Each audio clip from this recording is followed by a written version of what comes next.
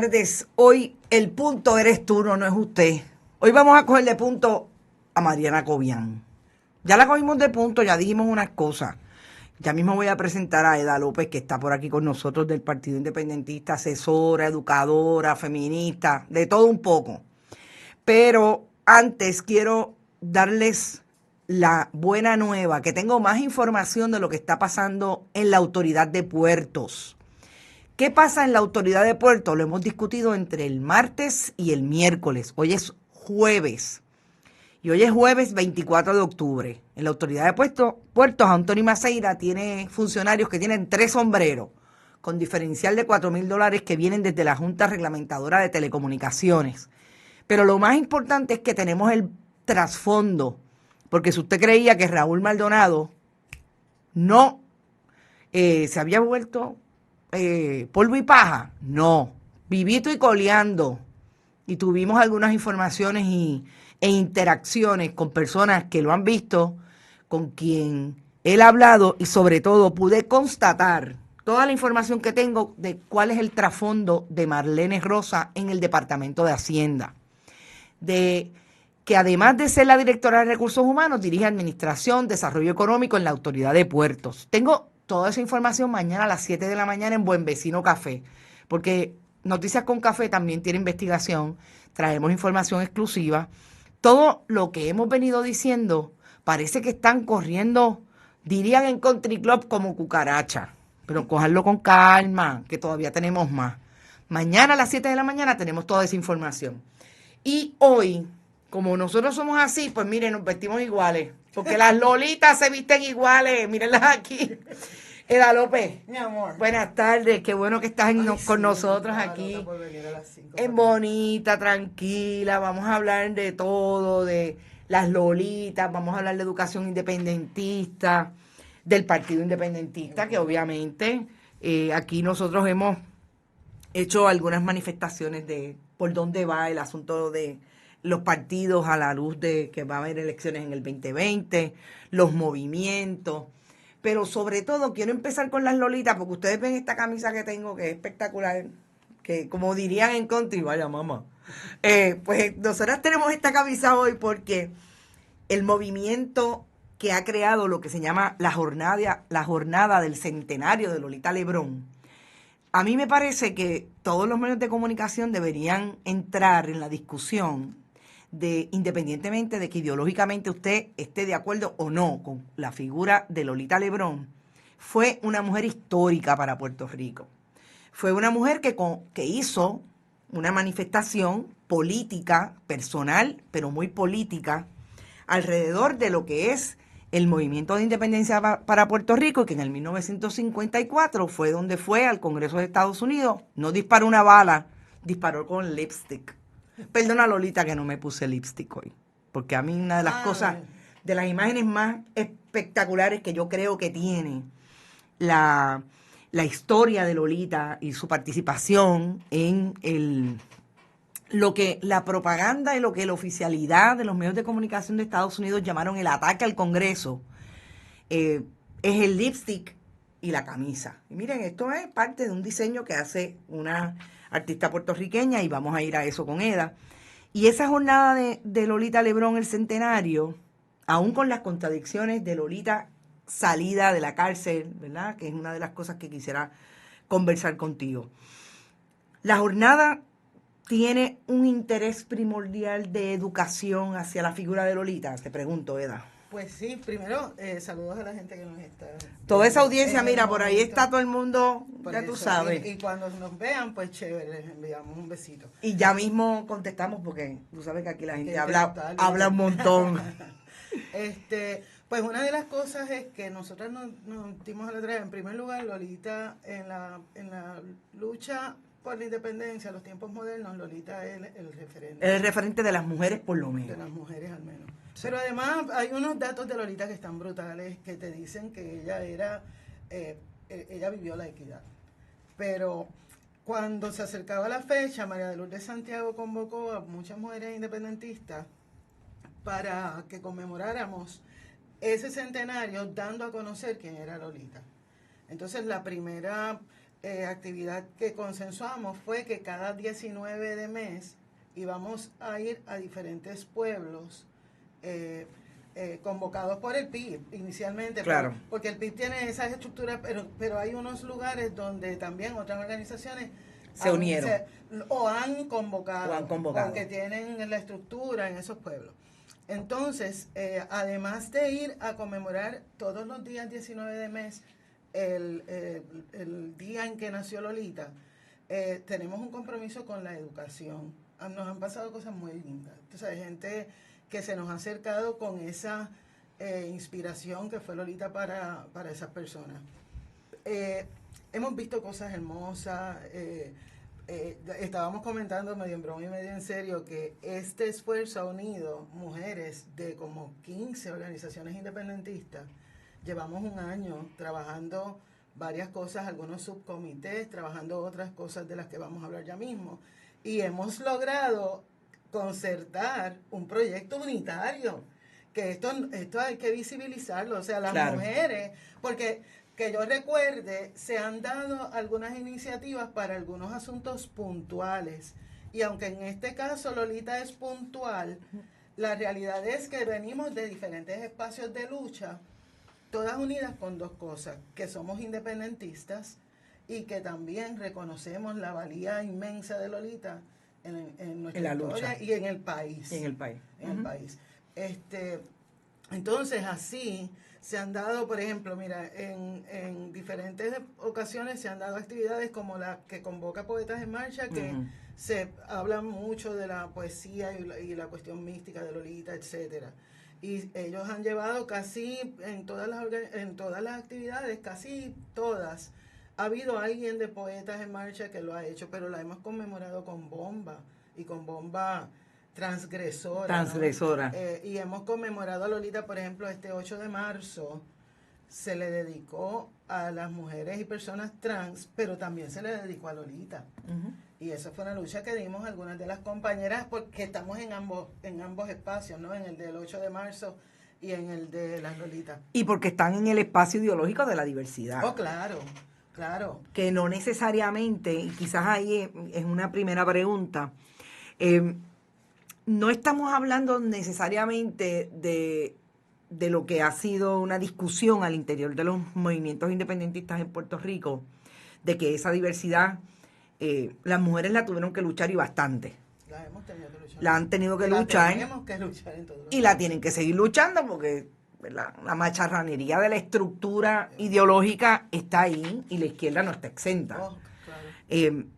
Y te pregunto, hoy, en el siglo XXI, el 24 de octubre, tú me dices que han reunido diversas mujeres en ese esfuerzo educativo, ideológico, que tiene que ver con Lolita, que se encuentran esas diversidades. Así es. ¿Te parece que las mujeres están dispuestas, que siempre han dado la lucha, que no estamos hablando de que las pasadas no la dieron y duro?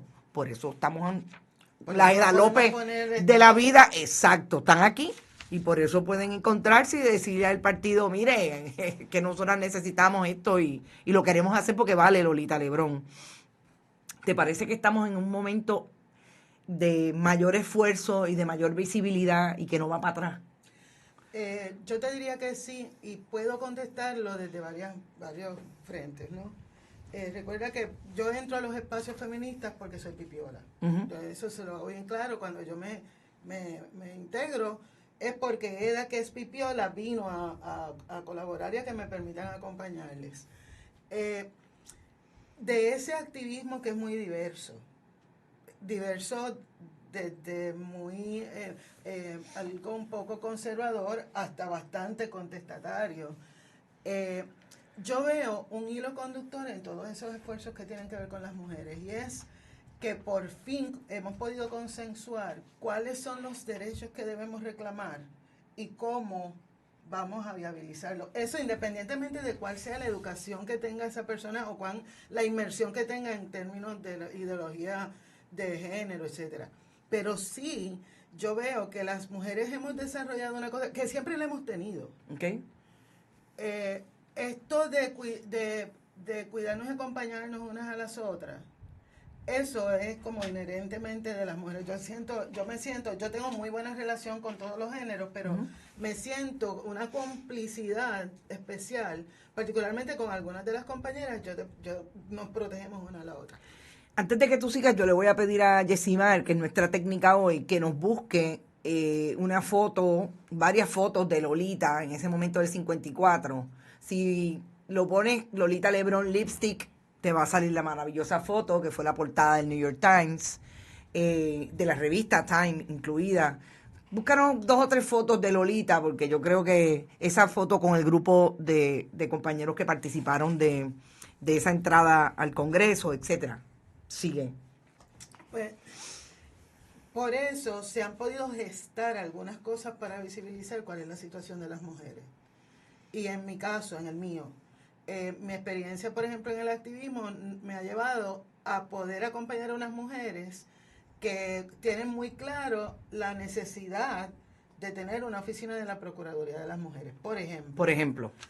En el camino me he dado cuenta de que lo que debió haber sido un buen proyecto, que después migrara o madurara a ser un observatorio, ser otra cosa, pero con inclusión para las mujeres, eso se perdió en el camino. Hay compañeras que se aferran al nombre, pero yo pienso que la política se mide no solo por los efectos, sino por cuál es el alcance de esas medidas para la gente. Y yo implosionaría la OPM y empezaría de nuevo a construir otra cosa. Claro, tenemos un reto político que no es poca cosa. Claro. Porque está en el poder una clase política que lo que quiere es eliminarla. Y bueno, están a punto de eliminarla con no darle. Están eliminadas de facto, estamos de acuerdo.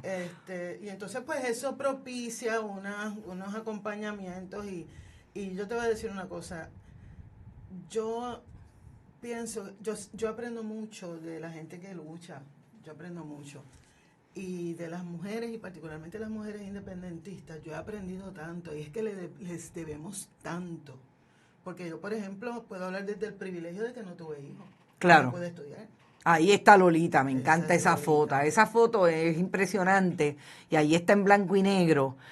Pero sí, yo tengo un apego a esa imagen, precisamente desde el punto de vista de la deconstrucción de lo que es la feminidad. Claro. ¿Verdad? Ayer hablaba yo con una amiga de dónde se pone cada quien en ese asunto de lo que es una construcción de género, y en el caso nuestro, pues es la construcción de lo femenino, incluso de lo feminista, pero eso es esos son otros 20 pesos. Y no nos vamos a meter ahí porque estaríamos todo el día. Lo más importante, yo creo, es que esta imagen la gente la pueda consumir desde el punto de vista de todas las contradicciones que se asumen cuando uno tiene una postura ideológica que la manifiesta como la quiere manifestar, ¿verdad? Entonces ahí es que a mí me parece que esta imagen es maravillosa. Esta imagen con Rafaelito, con ese policía detrás. No, hay unas imágenes de Lolita que son espectaculares. Ahí ustedes ven muy bien la camisa que tenía Lolita en ese momento, que es un poco la reproducción que hacemos acá.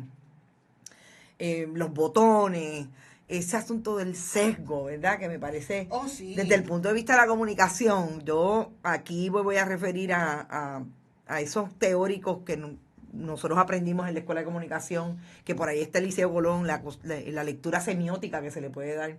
Me parece que las Lolitas en ese sentido entiendo muy bien la imagen de la jornada, de esto que tú dices del contenido, ¿verdad? De la diversidad que se da. Ahora, yo te escucho hablando y hay unos asuntos que no podemos negar dentro de las luchas independentistas, y que quizás en otro momento lo podamos profundizar un poco más, pero es una pregunta porque tú y yo sabemos de las luchas que se ha dado, que dieron las mujeres independentistas. Ahí está Ita Corrada, incluso Margarita Austolaza, independientemente de las diferencias profundas que podamos tener. O sea, hubo mujeres que precedieron, ahí está Marta Fontecalero, las estructuras de los partidos, y obviamente te voy a hablar del Partido Independentista, pero sabemos que se ha dado en el Partido Popular y se ha dado en el Partido Nuevo Progresista.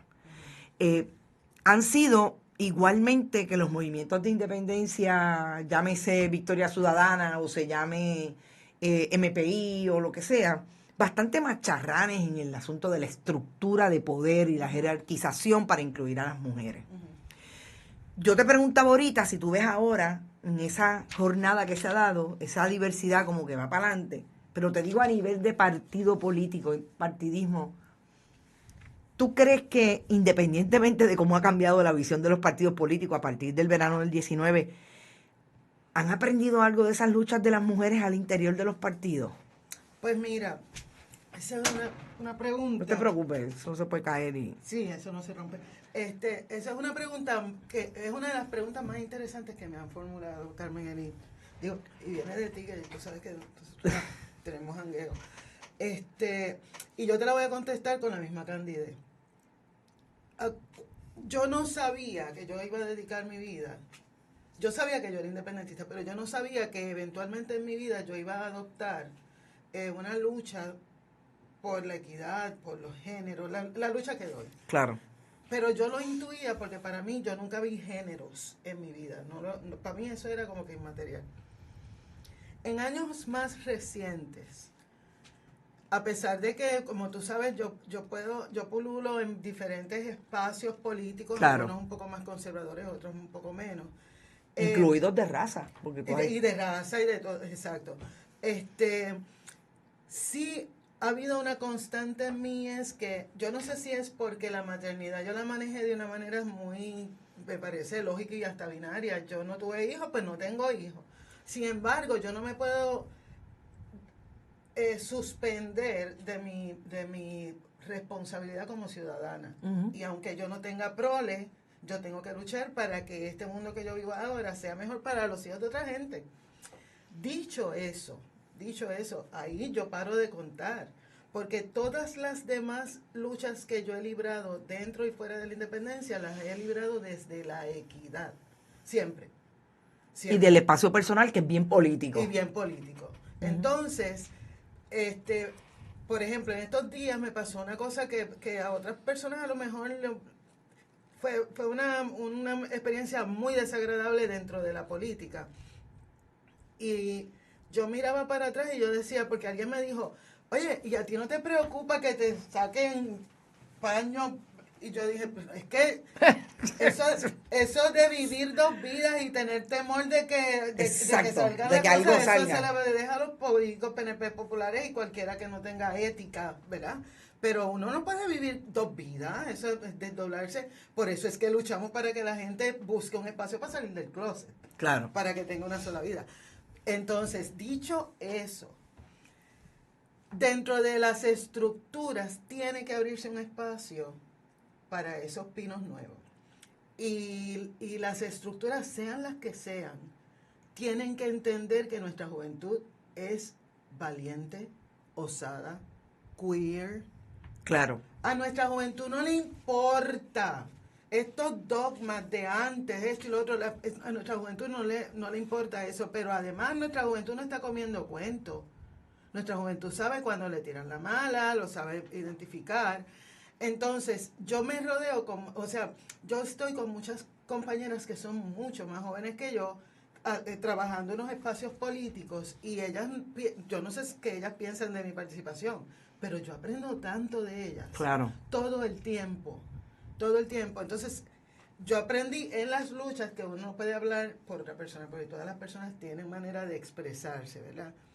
Pero yo podría decir, sin temor a equivocarme, que los años más ricos de aprendizaje para mí han sido los años recientes en los que las mujeres nos hemos unido más allá de otras estructuras que la ideología antes. partidista, por ejemplo. Partidista, claro. Algunos espacios. Sí, el socialismo 1 versus el 2, el 3 y el 20. Ya no hay espacio para eso, porque te digo que cuando hay crisis. Sí, la planadora viene no matter what. Y en la crisis es que tú sabes quién es quién. Y las mujeres tenemos una manera de reconstruirnos todo el tiempo, sin descanso. Que yo, si la estructura no aprende eso, va a tener que dejar de hablar con la gente joven, porque me parece a mí que para podernos renovar tenemos que darle al género el valor que tiene, y es que necesitamos equidad en todas las estructuras. Yo te escucho y definitivamente creo que nosotros entendemos, quizás por haberlo vivido como tú dices, ¿verdad? Nosotros hemos vivido desde la equidad y sobre todo hemos luchado a favor de la equidad desde el espacio personal bien político y hacia la colectividad, ¿verdad? Porque los periodistas, nosotros, cuando yo empecé a cubrir y ser periodista bona fide de un medio de comunicación, no se cubría la comunidad LGBTIQ, que en aquel momento era la comunidad gay. Sí. Cuando nosotros empezamos a abrir esos espacios, que tengo que decir que fue desde El Nuevo Día, que era el periódico, para el primer periódico que yo trabajé, realmente era la responsabilidad nuestra poner el tema ahí, con los errores que podíamos cometer, pues claro, con lo que estábamos aprendiendo de la teoría, con lo que incluso estábamos hablando de perspectiva de género, aprendiendo, e incluida la comunidad feminista en Puerto Rico, ¿verdad? Porque tengo que decir que si ustedes oyen hoy a alguien hablando de perspectiva de género, es porque hubo un grupo de mujeres que se educaron y salieron y entraron y dijeron, en Puerto Rico tiene que haber proyectos de perspectiva de género. Y esas fueron las feministas. Esos no fueron los políticos de ninguno de los partidos y las Tata Charboniel de la vida. No, tampoco fue la representante Albita Rivera, que con todas las diferencias creo que es una de las pocas personas dentro del Partido Nuevo Progresista que entendió alguna vez lo que era el feminismo. Independientemente que en un momento dado fue más PNP que feminista, pero eso son otros 20 pesos. Son las contradicciones y Albita lo sabe, que lo hemos discutido 1000 veces. Y yo creo que en ese sentido, el trabajo que se hace alrededor de un partido político, de una colectividad, es tan importante como el que hace cualquier organización política y social, como puede ser el periodismo mismo. Ahora, en este momento, yo creo que en esta conversación estamos validando, y tú traes el asunto de la juventud, lo que el país está mirando desde el verano del 19. Sí, eso sí.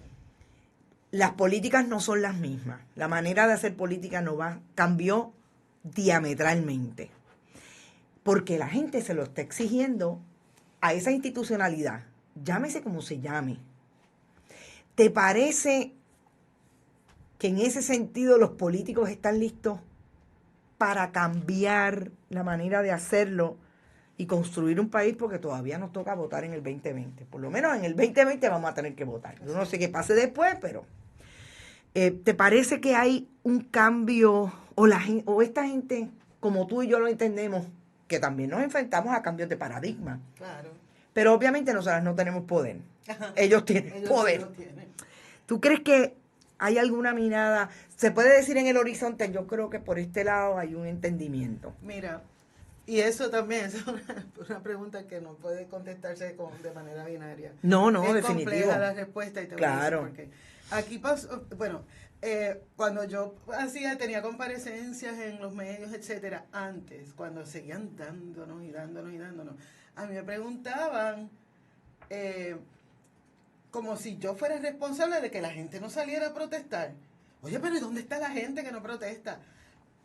Yo lo que aprendí muy temprano en la vida era, yo voy a hacer lo que tengo que hacer. Y cada quien que lo haga también. Que lo suma.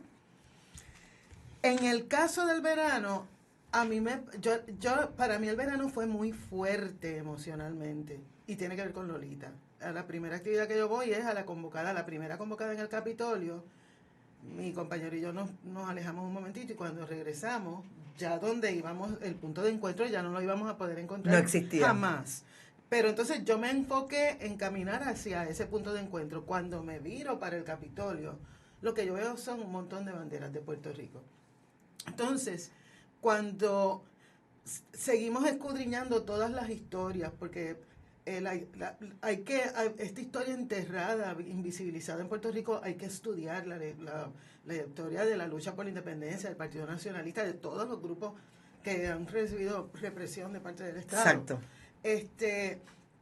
Fue como un flash, fue como si fuera una bola de fuego, el yo ver todo ese montón de banderas y darme cuenta de que cuando Lolita entró al Congreso estaba armada con dos cosas. estaba armada con su pistola, Ujú. pero estaba armada con su bandera. Con su Y bandera. era un arma y un instrumento político, porque en ese momento en Puerto Rico existía una ley que Una se llamaba la prohibición. ley de la mordaza, La mordaza. que la construyó Luis Muñoz Marín mientras Claro. era presidente del Del Senado. y después la implantó cuando era gobernador, que prohibía el siquiera poseer una bandera de Puerto Rico. Entonces, eso de por sí era un acto revolucionario, pero además, el ver que los cartelones, por ejemplo, decían, yo no vine a matar a nadie. Sí, exacto.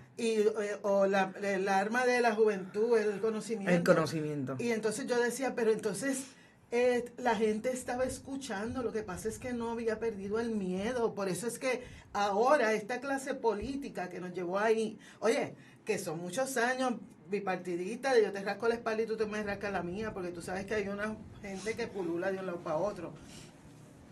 Esa gente está aterrada, ellos están aterrados. Yo lo noté después de una reunión que yo tuve en el verano con la procuradora. Ella existe, Lercy Boria, existe. Ella sí existe. Existe, Lo que pasa es que existe. no trabaja en... Ok. Gracias por la aclaración. Sí, ella no... No, ella es que pues... Tú sabes, súper incompetente, pero la culpa la tiene su jefa también, que fue incompetente como procuradora. Bueno, claro. Esos son otros 20 pesos. El punto es que cuando yo veo todo eso, yo digo, estamos enfrentando una clase política con miedo, porque yo voy a esa reunión y después, yo salí de esa reunión, yo no sé si por experiencia política o intuición o qué fue, yo salí con la impresión, ¿tú te acuerdas cuando empezaron a caer las dictaduras en los 80? Oh, sí, claro, ¿cómo olvidarla? ¿Tú recuerdas cuando caía la dictadura? Claro, no teníamos internet, pero los cables... Sí. Paraban como por 2 días antes del golpe de Estado. Antes del golpe. O antes de claro. la salida. Antes de que Kissinger metiera la mano. Exactamente. Uh-huh. Y entonces había un espacio que en la primera nos sorprendió, pero de ahí en adelante, cada vez que había algo de eso, y estaba, claro, ahora entendemos que era que estaban montando los embustes, pero durante 2 días no pasaba información. No pasaba nada. Yo me sentí así. Sí, hubo como un frío olímpico de parte de la oficialidad. Después de mi reunión, yo me sentí así. Entonces, da la casualidad de que Benjamín Torres Gotay escribe una columna. Una columna. Donde incluía la frase huele a miedo. Huele a miedo. Por allá él, por su proceso de inducción, él había entendido eso. Entonces, Sandra Rodríguez Coto también ponía unas cosas. Y entonces, tú con tu periodismo investigativo, porque eso quiero ir ahí. Pero déjenme terminar esta parte. Cuando yo vi que había una gente que estaba intuyendo, no sabíamos lo que era, pero había un ambiente congelado. Yo dije, aquí va a pasar algo, pero yo no sé qué es. Cuando salió lo de Raúl Maldonado, Uh-huh. yo literalmente pensé, esto se jodió. Eso fue en mayo. Y es que... No, eso fue en julio. No, en mayo, no. Raúl Maldonado sale en mayo cuando sí. Es tan cerca como eso. Esto, lo más interesante es que las informaciones que empiezan a caldear el ambiente fueron las de Elías Sánchez. Y nosotros aquí lo tenemos trazado desde el 9 de abril. El día que el 9 de abril nosotros hablamos aquí del divorcio de Elías Sánchez. Y fíjate qué interesante. Sí, esa fue la primera vez que yo oí lo del divorcio. Que fue la investigación que hicimos acá, que lo traemos con el documento del tribunal, etcétera, el calendario. Ese día, a Elías Sánchez se le empezó a llenar el cuarto de agua. Así es.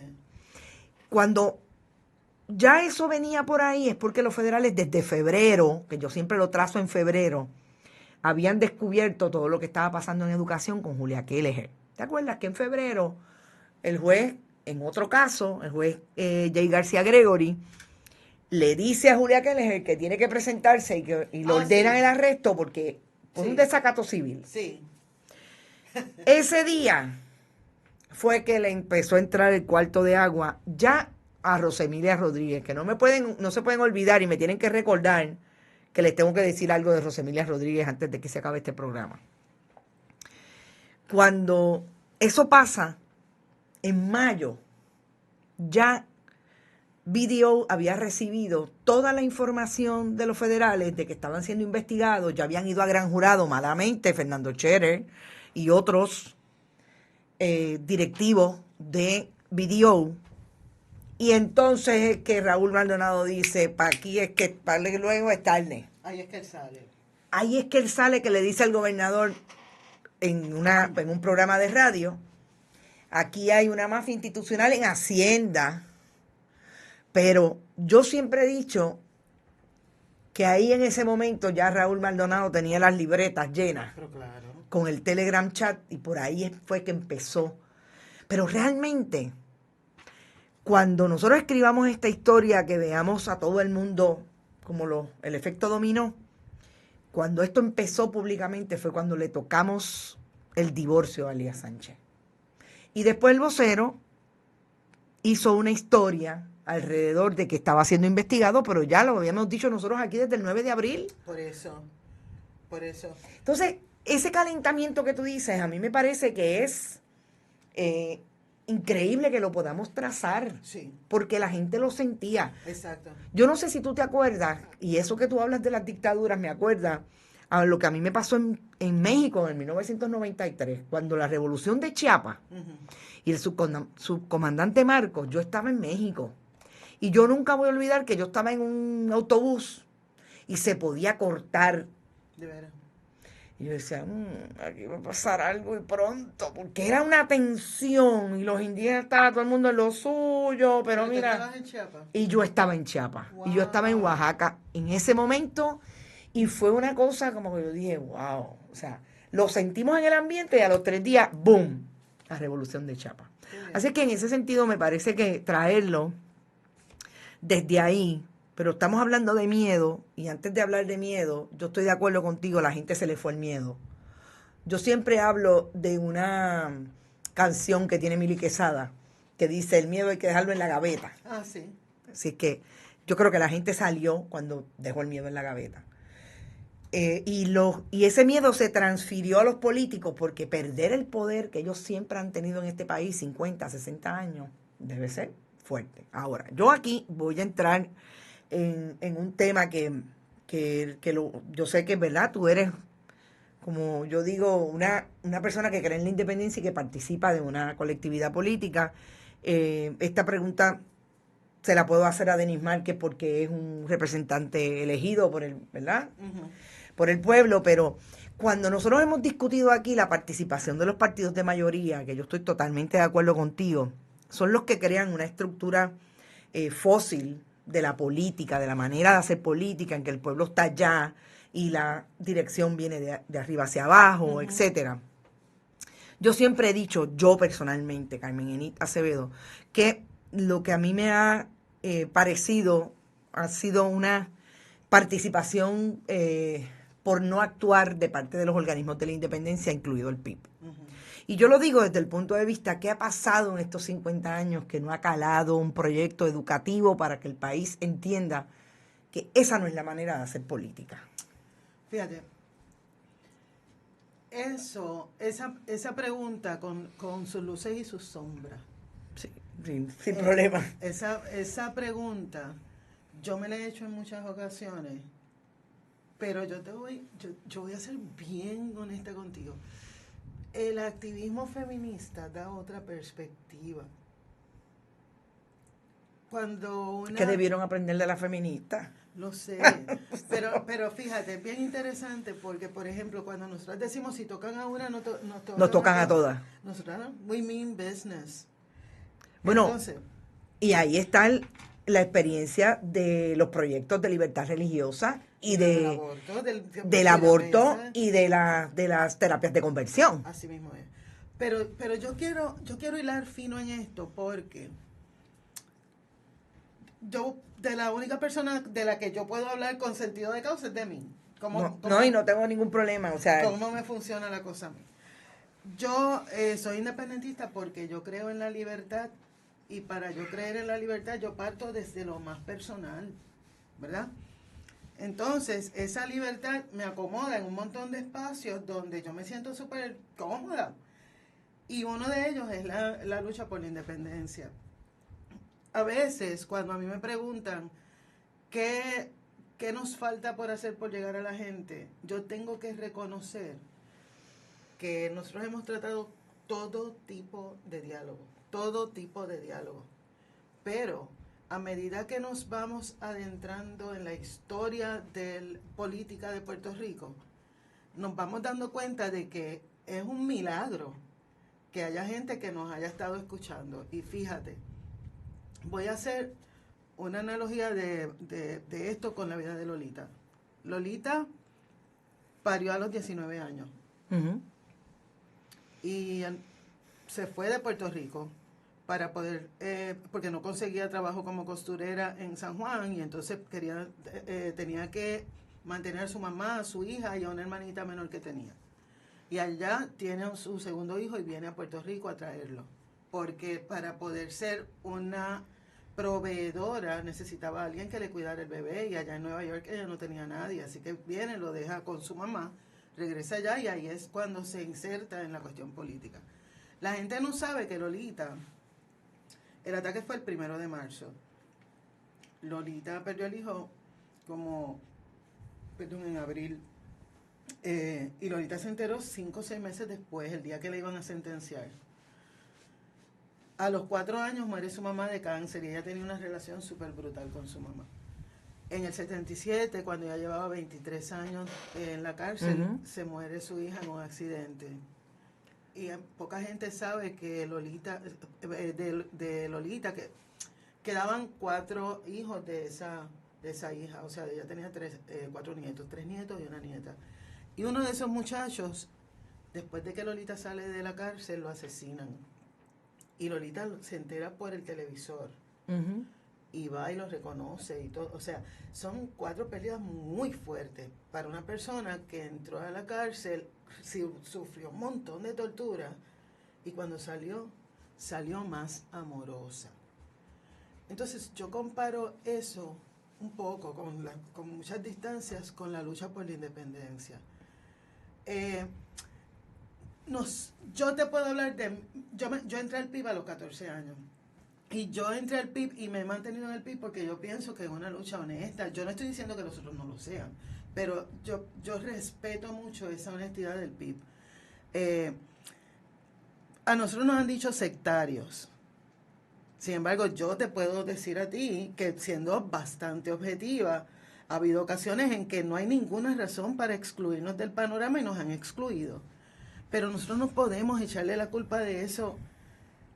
Esos grupos tienen que rendir su historia, tú sabes, sus cuentas, pero nosotros tenemos que aprender eso de la lucha, y eso es lo que yo he tratado de hacer durante toda mi vida.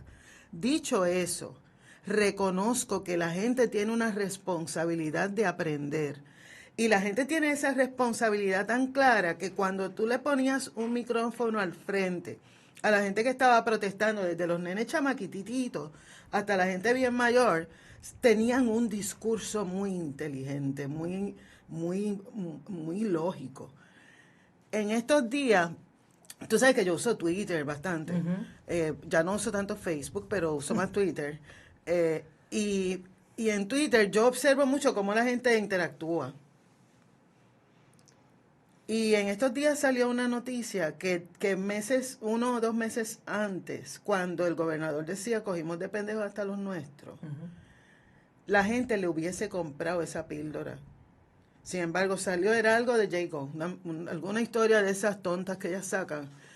Y a mí me llamó muchísimo la reacción. Había más de 200 respuestas, no había un fotuto no había. Y yo no conocía a la gente que estaba reaccionando. Entonces, yo me decía, aquí el discurso, yo no te puedo decir que ellos sean pipiolos, pero yo sí te puedo decir que una prédica constante, perseverante, clara, limpia, ha dejado huella. Ha dejado huella porque la gente ha estado usando muchos de esos argumentos que nosotros le hemos dicho. La gente está dándose cuenta de que muchos de los lodos que tenemos ahora fueron advertidos por el PIB durante décadas. Así que sí, nosotros tenemos un proyecto político que se llama PIB, que tiene un impulso por la independencia y como seres pensantes y libres, comprendemos que la gente ya debe estarse dando cuenta de que el bipartidismo no va para ningún lado, que tenemos que decidir sobre el estatus porque necesitamos desarrollarnos económicamente, que desde Estados Unidos las señales son muy, muy, muy claras. Y en mi caso, a quienes yo quisiera tener al lado luchando por esa independencia, es a los compañeros del PIB. Yo puedo tener diferencias fundamentales con el asunto de, por lo menos en términos de comunicación, de cuáles han sido los proyectos. Sobre todo pienso que son, si el Partido Popular, por ejemplo, es el partido de más antigüedad, tiene serios problemas en su proyecto político, ideológico, yo creo igualmente que el PIB los tiene por razones diferentes, ¿verdad?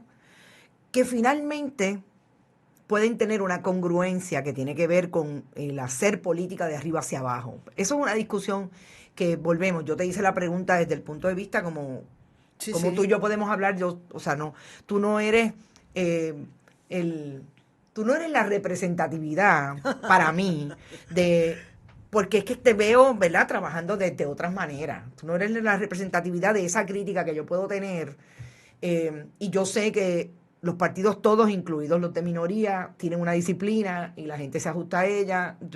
Volvemos, por eso es que yo nunca estoy en ninguno, porque yo no le hago caso a veces ni a Yesimán, que me dice técnicamente cómo yo tengo que hacer. Pero a mí me parece que la discusión es buenísima, sobre todo en el momento en que estamos. El país necesita entender de qué va el asunto de la independencia, que mucho ha sido la propaganda de los partidos de mayoría endemoniando, ¿no?, lo que es el proyecto político de la libertad de los pueblos, independientemente de sea Puerto Rico o las Bahamas. Sabemos que eso estaba ahí, la propaganda en Puerto Rico ha sido brutal. Todavía hay gente que te habla desde esa propaganda y tú dices, ay Dios mío, pero si el muro de Berlín se cayó, sí, y todavía están en la Guerra Fría. Pero ese es el proyecto de una gente. Uh-huh. Y obviamente nosotros vivimos hoy quizás el peor proyecto de comunicación política. Muchacha, horrible. De un partido republicano en Estados Unidos, un partido estadista en Puerto Rico, que sabemos de qué manera nos habla. Pero yo creo que cuando uno habla de Lolita y habla de las contradicciones y de la manera en que también ese independentismo se ha cuajado, me parece que era también importante traer el asunto de la educación. Tú ves... Pero perdóname que te interrumpa. Es bien importante cómo yo me veo dentro del PIB. Esto es bien importante yo poderlo decir. Mira, yo soy una pipiola más que abrazó la militancia desde la base y nunca la he podido soltar. Y si tú miras mi militancia, es una militancia de base, porque yo pienso que los proyectos políticos se construyen así. Sin embargo, tengo que reconocer varias cosas. En primer lugar, yo tengo una lideresa, la vicepresidenta de mi partido, que es con quien yo trabajo muy estrechamente los temas que tienen que ver con el género, pero además nosotros lo trabajamos de una manera bien transversal. Yo no estoy autorizada a visibilizar todas las cosas que María de Lourdes ha tenido que enfrentar en su carrera política. La mayoría de ellas tienen que ver con discrimen por género, con ningunear, con lo que las mujeres nos encontramos en todos los... Yo estoy segura que eso es así, eso no lo podemos porque, por ejemplo, su gestión dentro del Senado, ella se enfrentó a todos los macharranes y macharranas. Claro, sí, bueno. Y casi sola echarse, o sea, tú sabes, aquí hay unas cosas que hay que reconocer, que hay unos trabajos políticos que hay que visibilizar. Lo que yo pienso en este momento, ya te estoy hablando ahora desde un punto bien íntimo, lo estoy deconstruyendo, no desde el punto político per se, pero yo pienso que hemos fallado como país en reconocer que somos un país que está herido y está triste. Que llevamos 2 años tratando de dar la impresión, 2 años después del huracán, de dar la impresión de que todo está bien, pero ya la gente no puede más.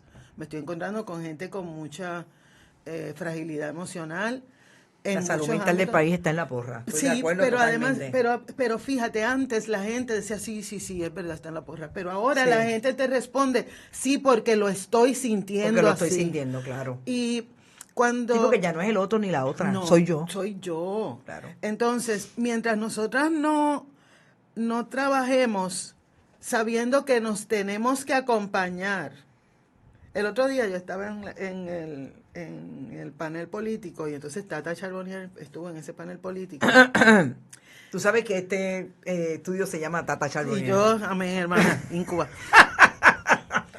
Fíjate, yo debatía con Tata hace como 10 años y ella tenía a veces destellos de coherencia, pero ahora está... Yo no voy a tener ningún comentario a eso que ella acaba de decir. Pues entonces, ningún comentario. Okay. Pero entonces Tata dice, como argumento, dice, tú no quieres a la procuradora porque es PNP. Y yo dentro de mí decía, esta Tata es más ignorante de lo que yo pensaba, porque las mujeres que me contactan o a quienes me permiten acompañarla, nunca le he preguntado a ninguna mujer de qué partido es, ni a qué pertenece, ni nada por el... La gente puede hablar por mí en ese sentido. Así que Tata, eres tan pobre que... Pero el punto... Tenemos que abrazarnos porque la cosa está fuerte. Porque la única manera de poder avanzar proyectos en este país va a ser con la solidaridad y el cariño. Y porque la revolución es amor. Y empezamos una revolución en el verano. Tirándonos y dándonos duro. Y eso. Sí, bueno, porque es que no está exento, ¿verdad? No, porque hay una crisis, pero hay que estar consciente cuál va a ser mi respuesta a esa crisis. Yo me voy a dejar arrastrar por todo esto, voy a hacer un esfuerzo. Oye, y está difícil porque el ambiente está bien complicado, pero yo creo que lo podemos facilitar un poco si hablamos de eso que tú le llamas base. Claro. Que yo llamo interacción comunitaria o empatía o solidaridad. Sin eso no se va a poder construir un proyecto de reconstrucción en Puerto Rico. Estoy totalmente de acuerdo y yo me atrevo a decir, y lo hemos hablado bastante aquí, y ahora me voy a ir un poco a los comentarios del público porque deben estar histéricos porque no hemos hablado con ellos. No hemos hablado. Sí.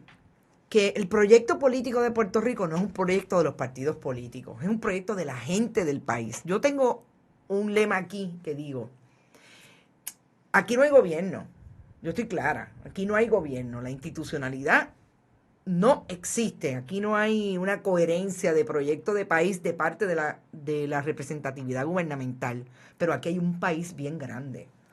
La gente está haciendo unas cosas independientemente, y yo coincido.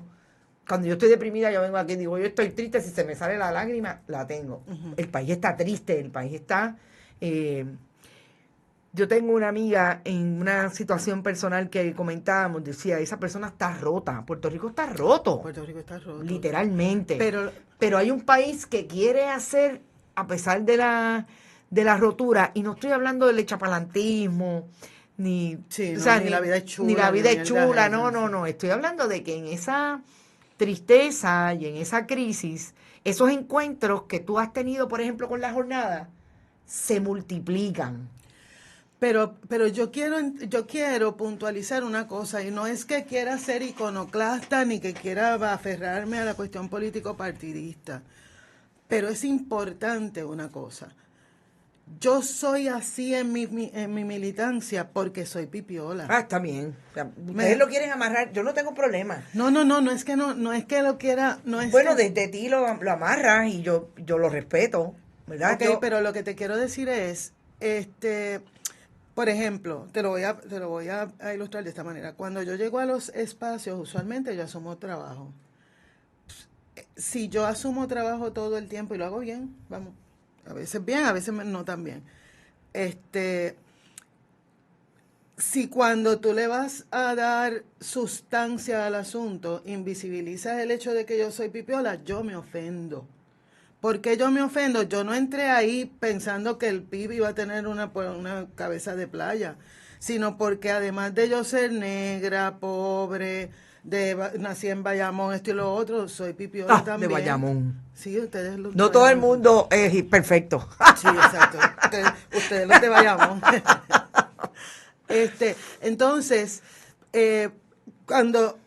por lo que lo quiero decir es porque yo he oído un montón de gente diciendo que los partidos políticos no valen la pena o no existe, o poniendo a todos los partidos políticos en la misma canasta. Y hay que No, tener cuidado. equivalencias no hay. Estoy No, de por acuerdo eso. contigo. Hay que hilar fino, no. pero además hay que Equivalencias hilar no hay. fino en términos de que para nosotros podernos sostener como país, yo no estoy diciendo que lo que tenemos, al contrario, estamos viviendo el estropicio, pero necesitamos tener un fundamento, una estructura para reconstruir al país.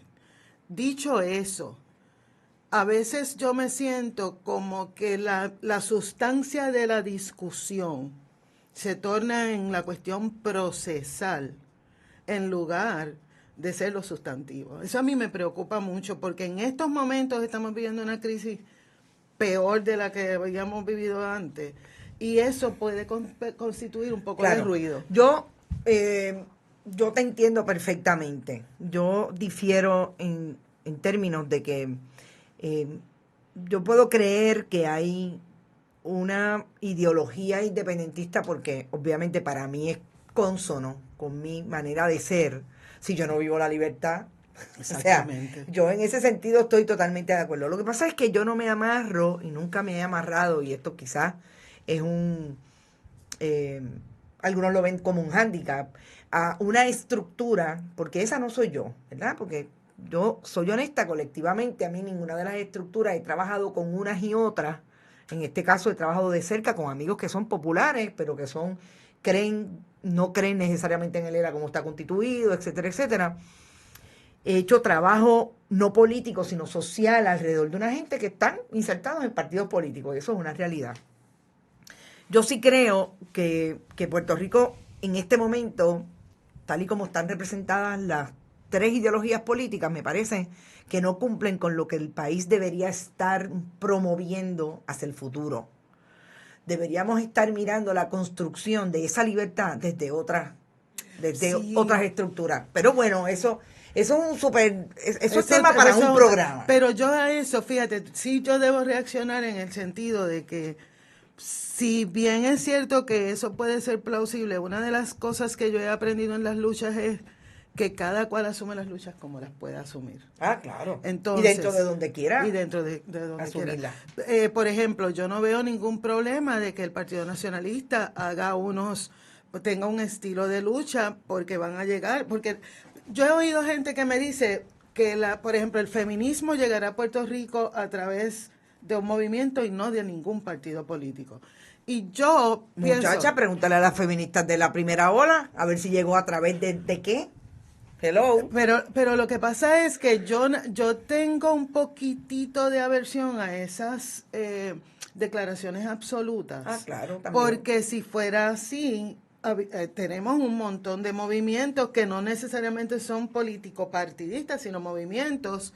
Así que ya debiéramos, en teoría, haber avanzado el tema del feminismo y ahora mismo estamos, feminismo o equidad, olvídate del feminismo, sí, claro. de equidad. Ahora mismo estamos más atrasados que hace 20 años. Entonces, a mí lo que me preocupa es la etiqueta y el proceso, porque en el camino tenemos que hilar bien fino para no caer en el prejuicio. Ah, está bien, pero del prejuicio, podemos argumentarlo y traerlo sobre la base de muchas cosas. Y yo creo que de eso es lo que se trata por eso me parece que como la manera en que empezamos esta discusión es de esa experiencia de diversidad que tú has tenido, que a mí me parece... Que hemos tenido todas. Sí. Pero obviamente que tú has traído a base del proyecto de Lolita y de otros proyectos en que tú estás, que me parece que es lo bien valioso en el siglo XXI en Puerto Rico. Okay. Estas experiencias que se traigan, que uno va, hay que hablarla, que uno va para atrás y para adelante. Sí, el asunto del prejuicio está atado a tantas cosas, está atado a la manera en que nosotros nos criamos política e ideológicamente. O sea, es como difícil, pero aquí hay alguien que me está diciendo qué clase de argumento, wow, Luz Martínez, no sé a qué te refieres, hay mucho comentario, qué bueno reconocer a las macharranas, no hablamos mucho sobre eso, dice Sandra, la diáspora está aquí metida grandemente como siempre. Sí, tienes razón, las macharranas, yo les llamo las vedettes, pero otro día hablamos de tremendo, eso. me gusta. Irmita Bilbal dice, el PIB no gana porque hay demasiado extranjero viviendo aquí con derecho al voto. Eso es verdad. Un abracito a Irma. Irmita, pero Sí, bendito sí. sea Dios, tú siempre. Maridelsa, ¿qué clase de programón el de hoy? Gracias por Besotes, eso. besotes. A todos los que están por ahí, Jorge Montes. Con Triclop en la casa, Elizabeth, gracias. Alguien se está quejando de Bayamón. ¿Qué pasa con Bayamón? La gente de Cacolina sabemos lo que es Bayamón. Yo soy de Bayamón, papá. Esa gente de Cacolina no sabía ni bailar. Espera, ¿Tú te acuerdas de los bailes que uno llegaba y decía, tú eres de Bayamón o de Carolina? Porque dan dos pasos diferentes. Espérate, que como es que me ha tirado, que no Así sabemos soy, bailar. así soy. Trapo de lengua. ¿Qué es eso de que las de Carolina no saben bailar, bendito? Muchachas, esas son las maestras. Díselo a ¿cómo es que se llama la muchacha que bailaba? Ay, Dios mío. No, La de Cuca Casanova, la otra. Cuca Casanova y la flaca, la que enseñó a Gilbertito Santa Rosa a bailar. Exactamente. ¿Quién usted cree que fue? Sonja Cortés. Sonja Cortés. La mi gente no ha amor. visto bailando a Sonja. Sonja baila, perdóname, y es de Carolina, De Lina, country, Lina, de country, de la cuarta extensión de country. Nemir Mato Cintrón, ¿te acuerdas de Nemir? Seguro. Internauta de Bonita Radio. Siento una ira muy hermosa, dijo Lolita cuando salió de la cárcel. Así mismo María, fue. ¿Quién escribió eso? Nemir, tú sabes que Nemir, y Nemir es una fanática como yo. Siento una ira muy hermosa. Si tú quisieras, fíjate, nosotras estamos programándonos para... A rayo, ya son las 6:01, prometo que me voy ya mismo. Sí, pues avanzo. Con No, lo de Lolita. tranquila, sí. Nosotras estamos preparando un cierre de jornada que va a ser bien hermoso.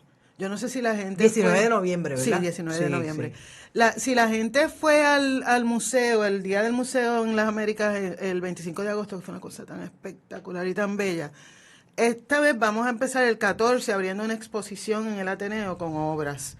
Y vamos a estar 5 días en una jornada de diferentes actividades, pero el 19 va a ser bello. Lolita nació el 15 de noviembre. 15 de noviembre. Pero ella escogió... Escorpión, para que usted lo sepa, como la más bonita. Ay, sí, la bonita radio. Del 8 de noviembre. Mi hermana el 9. El 9. Pues entonces, Lolita escogió su fecha de nacimiento, el 19. Yo me imagino que para poder estar... bregar con el asunto de la colonización y conquista. Entonces, nosotros ese día vamos a llevar una serenata al cementerio del Viejo San Juan. Va a estar Mapellé, va a estar varios de los compañeros, 1 hora allí dando una serenata. Luego vamos a salir de ahí. Estamos preparando un ejército de lolitas, por eso es la camiseta que tenemos hoy, es la que vamos a estar usando las lolitas para salir del cementerio en un recorrido por la calle del Cristo, la Fortaleza y la calle Tanca. Todas vamos a estar cantando una canción de Ile.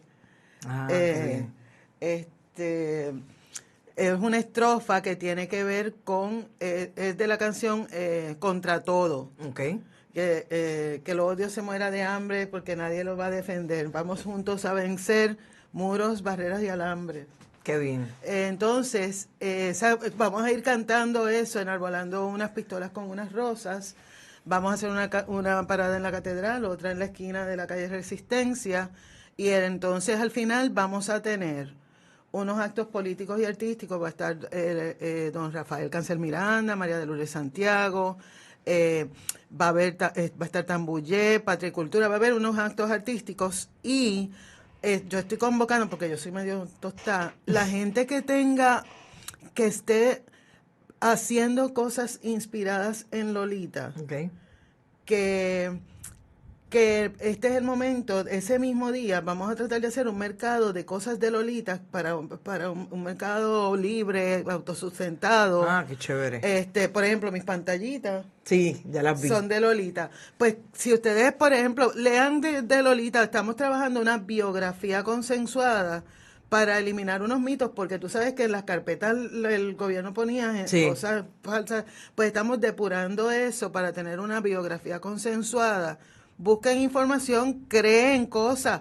llévenlas al mercado para poderlas exhibir. Eso está bien bueno. Hay un certamen de poesía, pueden entrar a la página Las Lolitas en su centenario en Facebook. En Facebook. Ahí pueden encontrar información de todas las actividades que hay. Pueden encontrar información enviando mensaje al inbox de cómo conseguir la camiseta. Importante. Queremos tener un ejército de 120, por lo menos, de 120 lolitas uniformadas, así se va a ver muy hermoso. Entonces ahí pueden ir a Las Lolitas en su centenario en Facebook o enviarnos un mensaje de email a jornada100lolita@gmail. Lolita sin S. Sin S. Ok. Jornada100lolita@gmail. No se olvide. La camiseta puede comprarla, puede participar. $20 estamos pidiendo de aportación. Puedes participar en la jornada. Me parece espectacular. Voy a decir algo de lo que dice Papo Dorner porque me gustaría dos o tres comentarios. Creo que el miedo está del otro lado del pueblo, o sea, los políticos. Por eso están buscando nuevas excusas, planes para seguir adelantando sus causas. Me trae a la mente aquel refrán que dice que cuando el guapo del barrio le da una bofetada, ya deja de ser guapo. Es peor. Tomás Rivera Chats no sabe inglés. No fue, el issue no es que no sepa inglés. Digo, a mí me parece una contradicción, ¿verdad? Porque uno es estadista y no sabe inglés. Y yo soy completamente bilingüe. Explícame. Exacto, explícame. Y salimos de la escuela pública. De la escuela pública, exacto, como la gobernadora. El detalle es que no se atreve a decirle a la Junta en la cara ni a los congresistas lo que se atreve a decir en Facebook. Yo no entiendo esos políticos. Es que él es bien macho cuando hay mujeres. Exacto, él es bien macharrancito cuando hay mujeres, cuando se le paran encima. Ay, perdón. Fue sin querer. Nemil Mato Cintrón, 19. Tremendo programa, te felicito. Los felicito a ustedes por siempre estar. La quiero, la camiseta. Sandra García, yo voy a hablar con... El inbox, las lolitas en su centenario. Vete al inbox de las lolitas en su centenario en Facebook, o si no... Jornada centenario. No, jornada 100 Lolita. Jornada 100 Lolita a Gmail y allí te dicen Yo cómo. soy la que está manejando las camisetas, así que yo me encargo. Así es que, exacto. Atrevemos a celebrar, cantar, escribir poesía, gritarle al mar. Lo que nos hace sentir orgullo es parte de la liberación del pueblo. Así es. Me encanta Neida Soto. Oye, hoy han venido todos y todas, como siempre, a las 5 de la tarde por Bonita Radio. Gracias un montón, Neida López. Gracias a ti, querida. Por estar aquí. Seguro. Tú dile a María de Lourdes que cuando ella quiera puede venir a hablar conmigo. Se lo digo, sí, seguro. Yo no tengo... Ella es bien chula. Pueden hablar, yo le digo a los políticos, yo le hago las preguntas, las que le hice a Eda, desde el punto de vista, obviamente, de una persona que participa de una colectividad. Claro. Ustedes saben que el liderato político pues tiene que contestar estas cosas de alguna manera. Pero bueno, recuerden, 5 de la tarde todos los días, de lunes a jueves, estamos aquí en Qué Palo es Noticia, los jueves en Hoy el Punto Eres Tú. Mañana a las 7, no se pierdan Buen Vecino Café, que tengo noticias con café que van a estar bien buenas. Pero antes de irme les tengo que decir lo siguiente. Les tengo malas noticias. Rosemilia Rodríguez no se pudo jubilar. Ay, no me digas. Rosemilia Rodríguez le faltaron como unos añitos entre una cosa y otra, el Seguro Social, y no cuadró, pero Steve Muldrow es el fiscal y es posible que Rosemilia Rodríguez pase. No, es posible, no. Mi fuente me dice, va a ser fiscal de línea. Y ustedes se imaginan nosotros viendo a Rosemilia Rodríguez viendo un caso. Que el último caso que vio Rosemilia Rodríguez fue en los 90. Cuando el asesinato por carjacking del hermano de Jorge Pierluisi. De Pedro Pierluisi. De Pedro Pierluisi. Jorge Pierluisi se llamaba él. Así que, malas noticias. Rosemilia no se ha ido, pero no tiene poder. Y eso es malo para una persona que estuvo 12 años con un poder en la Fiscalía Federal, llega otro fiscal y ahora es fiscal de línea. Hablamos mañana a las 7 de la mañana. Yesimar, gracias por estar ahí, como siempre, por seguir en este proyecto periodístico. No se olvide, comparta todos los contenidos, vaya a YouTube. Este programa estuvo bien bueno. Compré la camiseta de Lolita, me encanta. Maridelsa, nos vemos ya mismo, porque le dije a Maridelsa que hoy yo, perdónenme, hice sí un live a las 2 de la tarde, bien molesta, porque Mariana Cobian no le quiere contestar a Bonita Radio, así que disculpen si me fui un poquito, ¿verdad? Pero pues a mí me dio coraje y tenía que decir las cosas que dije, gobernadora. Migdalia Rivera, mañana hablamos. Éxito. Mañana es otro día a las 7 de la mañana en Noticias con Café. Bonita Radio. Adiós.